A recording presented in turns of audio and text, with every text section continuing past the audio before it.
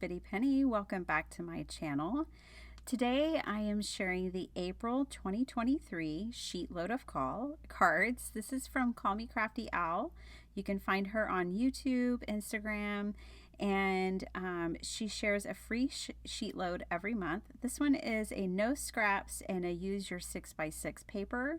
There's a whole collaboration team here on YouTube and on Instagram. You can find us by using the hashtag in the title of this video, or there's also a playlist. So either way, definitely go check everyone out. I know it'll be fun to see what they have all made. I am using these two 6x6 paper pads today. These were the March subscription paper pads from Not Too Shabby Shop. They're absolutely gorgeous. I just really love them. I love that Jamie does cut-aparts in her paper pads too. And then this gingham one, I just really loved these. Okay, so I picked 3 papers. I picked one with the stripes that I'm gonna cut actually all of my 1-inch strips from. And then these other 2, I'm gonna cut the 3x3 squares from. I chose to do it that way because I wanted that gray striped paper on each card. I'm making 6 cards today, and then I grabbed 2 sheets each of the gingham, and I'm actually going to use that for my back panel. So I'm going to cut those down to 4x6, and I am putting these on 5x7 cards. With these 2-inch strips that are left over, I'm going to save those, and I'm going to actually cut those to 1x6s to go inside of my card. So with this paper, I'm cutting these all to 1x3, and these will be going on the front of my card. So what I opted to do is cut my paper the same dimensions as the sheet load called for, even though I'm making a 5x7 card. So I cut up all of my paper, and I had 2 strips left over from the way I did mine, which I know the design was to have no scraps, but that's just because I wanted that striped paper. Okay, so I have Mandy's Flowers here, which is an old Simon Says stamp set that I absolutely love. I really thought the tulips in the stamp set went great with my patterned paper, and they make a great focal point for this card sketch. So I am going to stamp this out and then use my watercolors to paint it up. This is my quinacridone palette, which I absolutely love. Very vivid, bright colors. And so I just watered the blue down for this Farm Fresh vase. And then I will watercolor everything up. So here, this color is very diluted. I rarely use alcohol markers. I do most of my coloring of my images, my stamped images, with watercolor or colored pencil.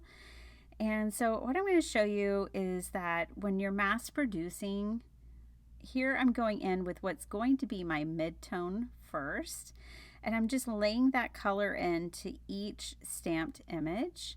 And that is the best way to kind of mass produce and color images for multiple cards at one time. And using watercolor, you always want things to your sections to dry as well. And so I really didn't have a problem with any bleeding of colors into others today because I was doing so many at the same time. So after I put down my light tone and my mid tone, then I went back in with a really saturated color to add just to the very base of these tulips. And I love how everything came together. I think these ended up coordinating beautifully with the paper. It was honestly, I only had one other tulip stamp set in my collection, which is quite surprising. Tulips were the flower of our wedding. We had tulips everywhere, all the colors, and so I'm surprised I don't have more, to be honest. I did put glossy accents on all of these like mason jar um, vases, and then I brought in my scraps for my sentiment. I just have so many white scraps, I really didn't feel like I needed to cut anything. And then I have the stamp set. Originally I was going to use that stamp set to stamp behind that gingham pattern on the border, but I really just love a big, strong, bold border on my cards, especially cards like these that have a lot going on. I just think it's beautiful. So I ended up not doing that, but I did use this stamp set for my sentiment. I needed some thank you cards. I had a D-stash in my Etsy shop this week where I put up a lot of stamps for sale and things, and you guys bless me. Thank you. You bought a lot of it. There's a little left over.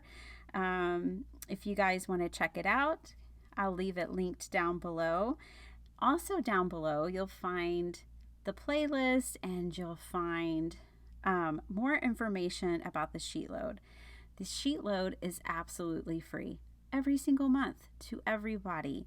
All you have to do is go over and watch Call Me Crafty Al's video, and she will give you all the instructions to download the files, and you can make your own Sheetloads. I definitely encourage you to do it.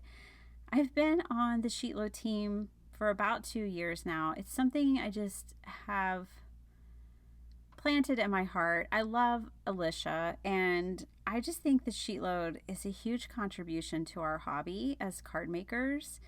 And the fact that she can come up with these every month really impresses me. I love using them. I love making them my own. And I just love sitting down and making a sheetload of cards, whether it's 6, 8, 10, 12. Some of the sketches have as many as 12 cards that you can make in one sitting. It's a great way to love your stash, use what you have, and make a whole bunch of cards for donation or friends. I wanted these to slip into orders for my D-stash, and for other things, so it's just a good thing.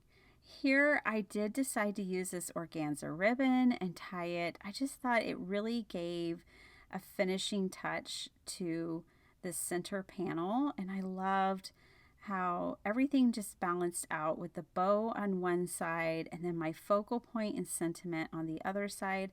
I did pop everything up as far as my flowers with the focal point, and I just think that makes it look nice too.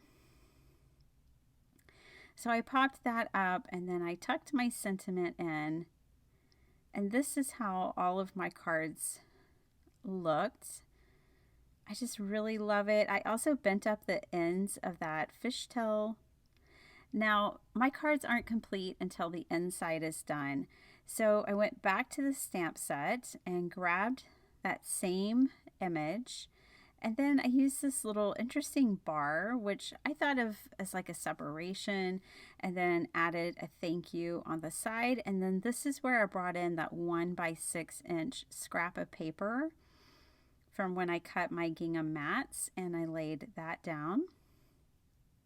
And this is kind of the design that I used for the inside of my cards.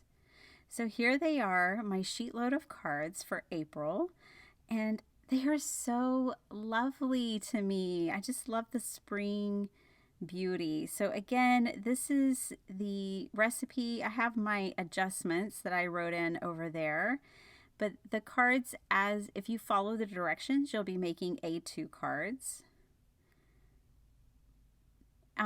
You know, the other thing I like about using my 6x6 paper for that mat, that gingham paper, is that I used more of the paper pad.